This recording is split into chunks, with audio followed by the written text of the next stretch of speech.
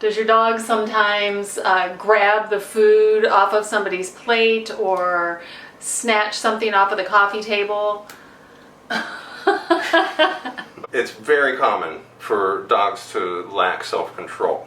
But don't worry, because we are here to show you 3 ways that you can train your dog to have better self-control. And if you would like your dog to calmly wait for your permission to do things like go through doorways or eat their food, stay tuned. We're going to show you these 3 brain training games that have been taught to us by our dog gurus over at Absolute Dogs.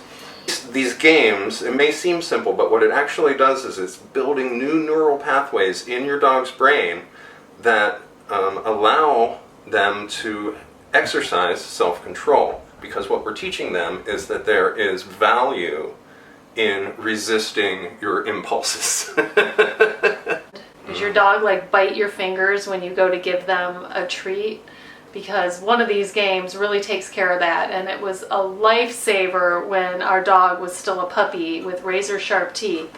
And she really needed to learn to take the food gently out of our hand, and that required impulse control because she just wanted to piranha it every time. Okay, so the first game we're going to talk about is called Airplane.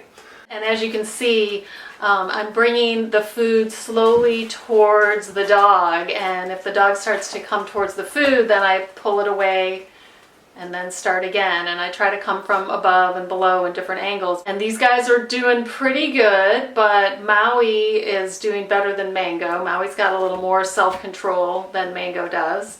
So we have to keep working on the levels here. Oh dear, that was Mango jumping at the food. So we've obviously found her level, and we have to back it up a little bit because that was too hard for her.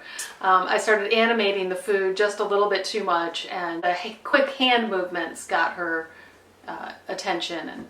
Right, so moving the food and animating it in the air in front of the dog actually increases the desire for the food, and that increases the difficulty level.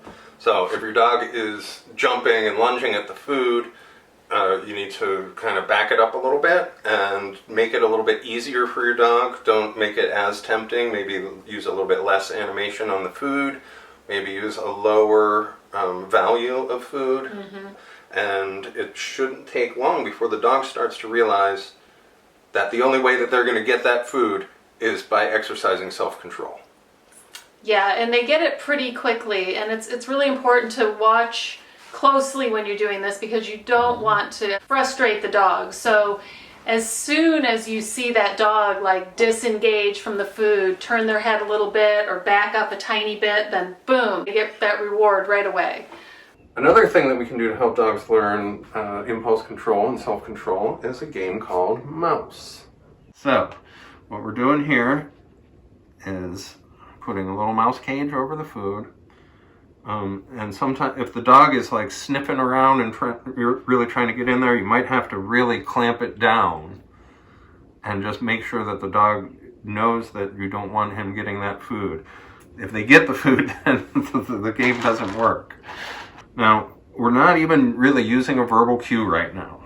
We're just using the visual cue of this. And then we're slowly taking the hands away.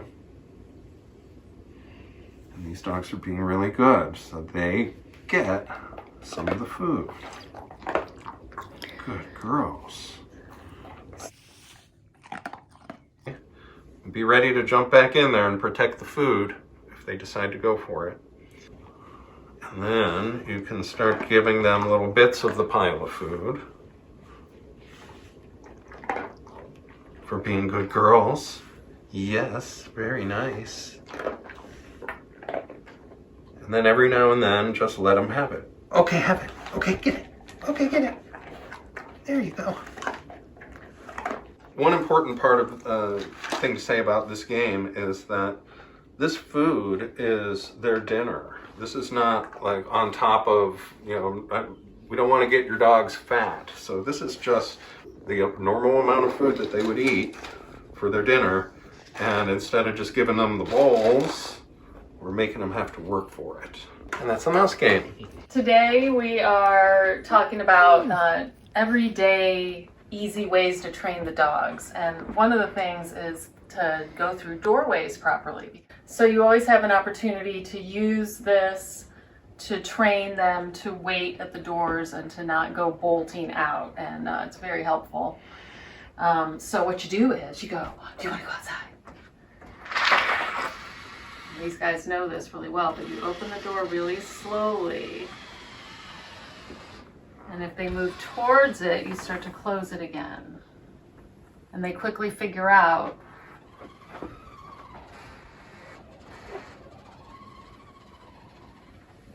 so mine just know now, if I open the door slowly, they're waiting.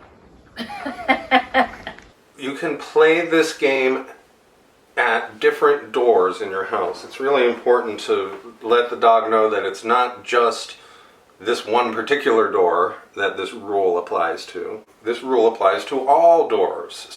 You don't want to train this game with a door that opens out to the street, obviously. Use common sense, use a door to the backyard or interior door in the house in order to start playing this game. Always being conscious at the doorways and like owning the doorway and controlling how the doorway goes. And it's pretty easy to do, but you have to be present. Ready? Okay. Now, if I just swing the door open and I'm talking on the phone and I'm all willy-nilly, the dogs might just run on in with wet paws and get the floors all dirty. But they know they're supposed to wait. So if I put any intention into it at all and just open slowly, we got a show going on here. Floor show. So anyways, if I'm present and I put some intention into opening this door slowly, then the dogs know. Can I check your paws? Oh, that's dry. Okay, Maui. Mango paws. Oh, that's good. Thank you. Okay. Yes. So it's a game you can easily fit into your everyday routine just by utilizing the fact that you go in and out of doors throughout the day. It's a simple way to keep that framework of impulse control in their daily lives. If they have to wait for some of their food and they have to wait for doors, then they're getting that reshaping of their brain happening every day. If you play these games just for a few minutes every day, you will start to see vast improvements in your dog's ability to show self-control. Absolutely. Because it's kind of like the same thing with humans. If you tell them what to do, it's not going to stick in as much as if they figure it out on their own. If it's their own idea and their own light bulb goes off, like, oh, if I just sit here patiently and wait, then I get to go out the door.